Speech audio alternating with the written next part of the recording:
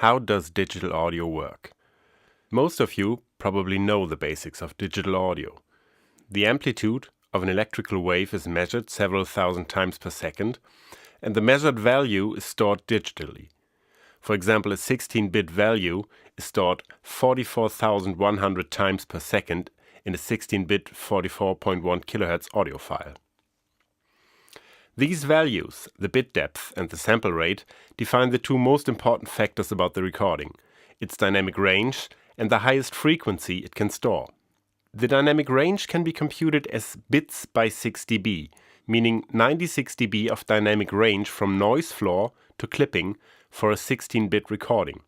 The highest frequency is the sampling rate frequency divided by 2, meaning 22.05 kHz for a 44.1 kHz sample rate.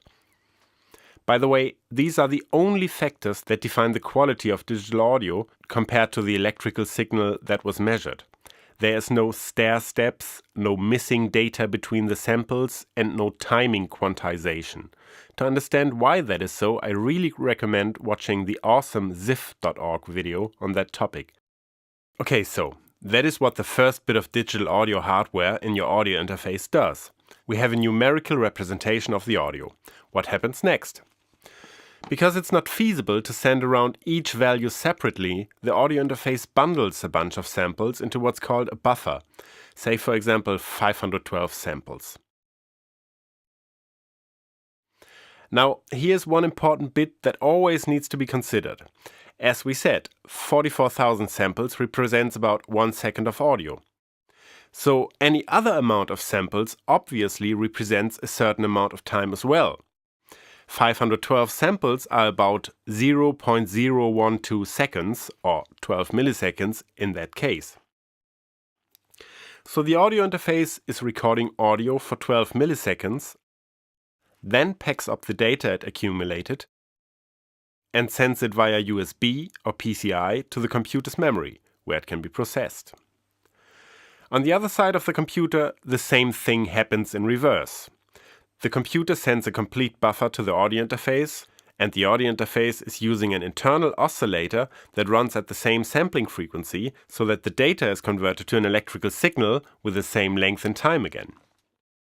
This of course means that from the audio interface's input to its output, there's a time delay that is at least as big as the buffer size.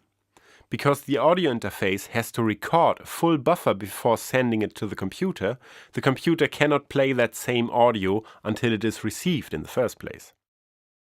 This also means that the computer has to be able to process all the audio data in real time. As we said, each buffer is about 12 milliseconds of audio. So after the audio interface played those 12 milliseconds, the next buffer has to be available or the audio wave is abruptly ending to zero, causing clicks and crackles in the audio output, the dreaded buffer underrun. So for each buffer it can take no more than 12 milliseconds to process its data. Of course, the computer can accumulate a few buffers before playing the audio, so that when it doesn't manage to process one buffer in time, it still has another one it already prepared before. But that increases the delay between input and output, and the computer still has to be able to process all the audio in time, otherwise its pile of accumulated buffers would run out at some point and you would get crackles again. Alright. So we know how this works now. Why can't we just lower the buffer size and make the computer faster, so that it can process the audio quicker? Looks like those are the defining factors here, right? Not quite. Let me introduce to you the DSP meter. Many people get confused about the DSP meter and the DAW. They think it's something like a CPU meter, and to some extent it does show you how well your CPU deals with the processing of the audio. However, it does not show you the actual CPU load. It shows the percentage of buffer time needed to process the audio. As we said, one buffer is about 12 milliseconds of time in our example. So the computer can only take up to 12 milliseconds to process each buffer. So The DSP meter shows 100% when the computer needs 12 milliseconds to process one buffer. It shows 50% when it only needs 6 milliseconds to process one buffer, 25 when it's 3 milliseconds, and so on. But wait, can't we still just increase the computer speed and the time it needs to process the data will decrease? In that way, the DSP meter still only really shows how quick the CPU is, right? Not quite. See, the whole time from when the audio interface first created the buffer to when it's playing the processed buffer out isn't just the audio interface capturing one buffer and the CPU processing that data. That data has to go through the audio interface's controller chip, into the USB controller chip, through the USB bus to the computer, from there to the south bridge of the computer, through the internal bus to the north bridge, and from there through the memory bus into the memory where it can be accessed by the CPU. So now the CPU can show its muscle and process the data as quickly as it can, but then the whole way goes back out to the audio interface again. So there's only a certain amount of time that the CPU can do any processing on the audio at all. In our example, let's say that the audio interface and the USB bus need about 1 millisecond each in and out. Then let's say the internal memory copying, etc. all take 1 millisecond each in and out as well. That is 4 milliseconds of processing outside of the CPU. So from our 12 milliseconds of time, the computer can only do any processing for 8 milliseconds. That's a maximum of 66% CPU load at full DSP load. Let this sink in. Your DSP meter will be maxed out. The whole system cannot deliver any audio samples any quicker. If you try, you get crackles. But your CPU meter says it's only running at 66%. That's because those other 33% of the time it simply has no data to work on. If we reduce the buffer size, that ratio gets even worse. Let's say we reduce the buffer size to 256 samples. That is 6 milliseconds overall time, only 2 milliseconds of which would be left over for the CPU to do its work. That means only 33% CPU load at full DSP load. To put it differently, you can use only 33% of your CPU power if you have such a low buffer size.